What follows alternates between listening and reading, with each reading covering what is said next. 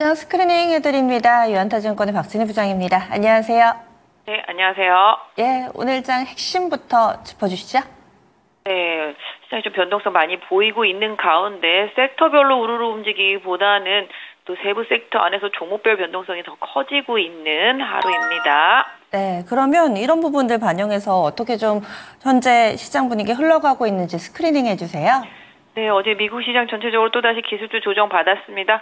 반도체 반등하다 말고 다시 하락하면서 마감을 한 상태가 되겠고요. 비만 관련되어 있는 업체들도 좀 하락하면서 오늘 우리 시장에서도 관련주들 하락세 이어지고 있습니다. 반도체 하락세 이어지고 있고요. 비만 관련주들 좀 조정이 이어지고 있습니다.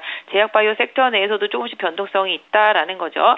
그래서 지금 항체 관련주들 이런 쪽들은 그냥 일단은 좀 상승 추세에서 살짝 소폭 조정을 받고 있는 상태고 어제도 강했었습니다만 백신, 코로나 관련주들, 원숭이 두창 관련주들, 키트 관련주들 상당히 급등하고 있습니다. 다시 재유행에 시장이 강하게 반응하면서 개별주들이 장기 하락 이후에 급등세에 펼쳐지는 모습 보실 수가 있겠습니다. 반도체도 전체적으로 하락은 하고 있지만 종목별로 좀 다릅니다. 오늘 리노공업 반등이 좀 나타나고 있는 모습 보실 수가 있겠고 파크 시스템 같은 경우도 반도체 쪽에서 반등 좀 이어지는 모습 보실 수가 있겠습니다. 오늘 원전이라든지 풍력 관련주들도 좀 강한 모습입니다. 풍력 관련주도 CS윈드 같은 경우 좀 강하게 최근에 흐름 만들어지고 있는 모습이고요.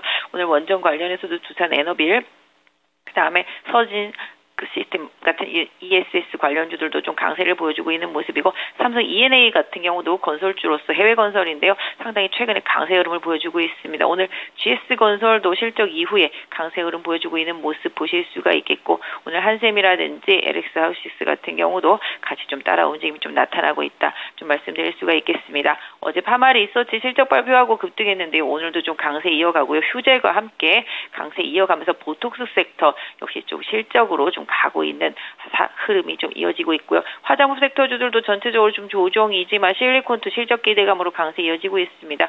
결론적으로는 실적이 지배적인 시장의 흐름을 좀 만들어내고 있는 흐름이고요. 바이오 섹터에서도 좀 일부 변동성이 좀 있긴 합니다만은 종목별로 좀 다른 흐름 아까 말씀드린 대로 좀 이어지고 있고 수출 데이터 나온 다음에 자동차 섹터 좀 약화되는 흐름 보실 수가 있겠고 미국 시장 흐름 따라서 반도체 조정 흐름 좀 이어지고 있고요. 내수 소비 섹터에서 조금 흐름이 좀 있죠. IMF 사태 이후에 지금 이마트라든지 롯데쇼핑 같이 오프라인 강화 쪽들이 좀 강한 흐름 보실 수가 있겠고 카페24시도 계속 좀 반등을 하고 있는 흐름 보여지면서 섹터 안에서도 다른 흐름 실적 발표와 종목별 변동성이 더욱더 커지고 있는 모습입니다. 네. 첫 번째로 오늘 거래대금이 실리는 쪽이 IT 쪽은 하락으로 거래가 실리면서 약세 움직임 나타나고 코로나19 일부 테마로 치부하기에는 거래가 상당히 많이 실립니다. 시즌이 현재 일반 주식들 ETF 빼고요. 이 종목군들 가운데서 네 번째로 많은 거래대금을 흡수해가고 있고 또 시세가 꾸준히 연속적으로 나와서 일시 테마 아니야 하셨던 분들은 지금이라도 올라탈까? 혹은 트레이딩으로 들어가셨던 분들도 전 세계 확산된다는데 파리 선수촌에서도 지금 확진 환자가 발생했고 코로나뿐만 아니라 엠폭스도 요즘 빠르게 확산된다고 하는데 장기 테마로 가는 것까지도 예상하는 목소리들이 있더라고요. 어떤 시각이세요?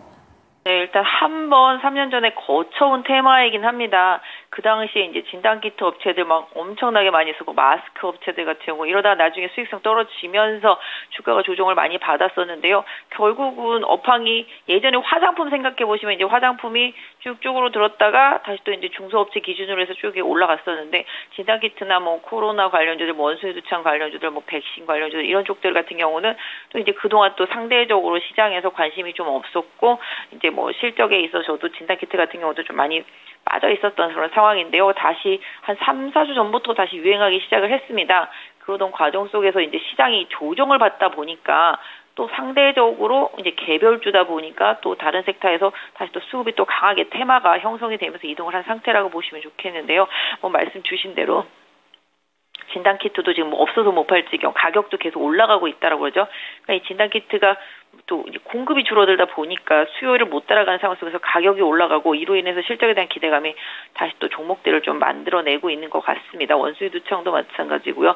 일단 지금 지금 대장주들로 나선 종목들이 꽤 있습니다. 진매트릭스라든지 후발로도 녹십자 MS도 튀어오르고 있고요. 방금 말씀 주신 시젠 같은 경우도 거래량 실리면서 치고 오르고 있습니다. 휴마시스도 마찬가지죠. 그 다음에 최근에 이제 많이 올랐던 종목들도 계속 올라가고 있는데 미코바이오메드도 후발로 나오고 있고 엑세스바이오라든지 팜젠사이언스, 랩지노믹스, 바이오니아 등 그때 코로나 시대 때 풍미했던 그런 종목들이 다시 또 부각이 되고 있습니다.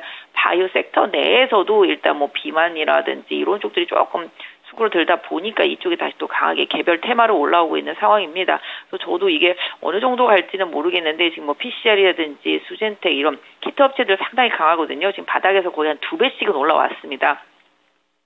코로나가 대유행하고 정책적으로 뭔가 다른 대응책이 나오게 될지는 봐야 되겠습니다만 어떻게 생각하면은 감기의 새로운 변형 이런 부분으로 생각해 볼 수도 있겠는데요. 워낙 장기적으로 하락했었던 섹터고 그다음에 이제 유행을 하면서 뭔가 키트라든지 이런 쪽에서는 당연히 조금 가격이 올라오고 실적이 좀 잡힐 수 있는 부분들 이런 부분들로 인해서 주가가 많이 오른 건 사실입니다.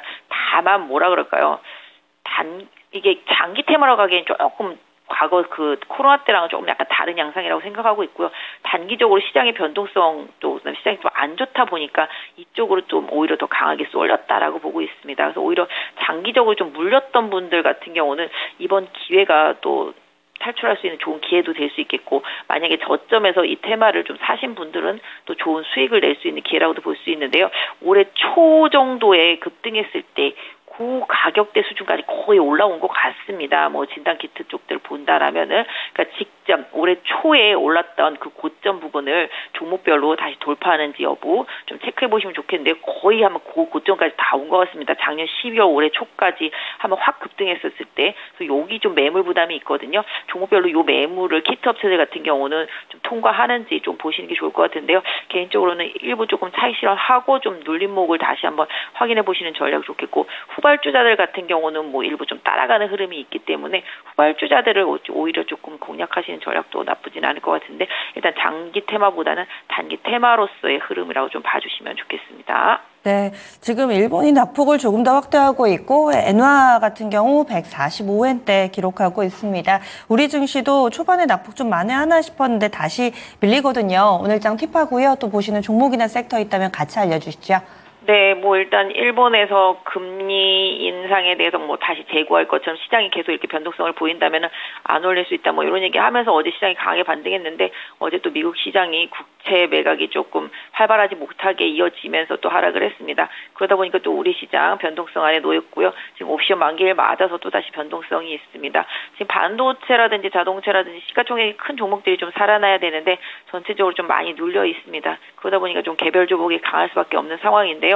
개인적으로 봤을 때는 이번 조정을 기회로 하반기에 좋아질 수밖에 없는 섹터주들을 좀 모아가시는 전략이 좀 맞지 않을까. 그러니까 지금 강세에 있는 종목들은 강세를 좀 유지하는 흐름이 계속 이어지겠지만 최악으로 빠져있는 섹터의 종목들을 지금 팔 필요는 없다라고 생각을 하고 있습니다. 하이닉스나 삼성전자의 흐름과 수급이 아직까지는 조금 불편한데요. 이 수급께서 조금 확인하시면서 분할로 좀 대응해 가시는 전략. 지수로는 한 2520선까지 다시 내려왔는데 2500선 오늘 조금 지지하는지 확인해 보시고 오후장에 1시, 2시 정도의 변동성 좀 확인하시면서 분할로 좀 보시는 게 좋을 것 같고요. 전체적으로는 아직까지는 제약바이오 섹터 우위, 그다음에 지금 기존의 주도주의 흐름에서 좀 우위를 좀 보실 수가 있겠는데요. 그럼에도 불구하고 낙폭이 컸었던 LG전자나 삼성전기 같은 경우가 최근에 좀 하락을 좀 멈추는 것만 보더라도 시장이 확실히 좀 낙폭과대한 종목들한테 어느 정도 저점 매수해 가는 흐름이 좀 이어질 수 있고 이런 부분들이 조금 두드러진다라는 점 좀 확인해 보실 수 있겠습니다. 그래서 종목 잘 모르겠다 하면 개인적으로는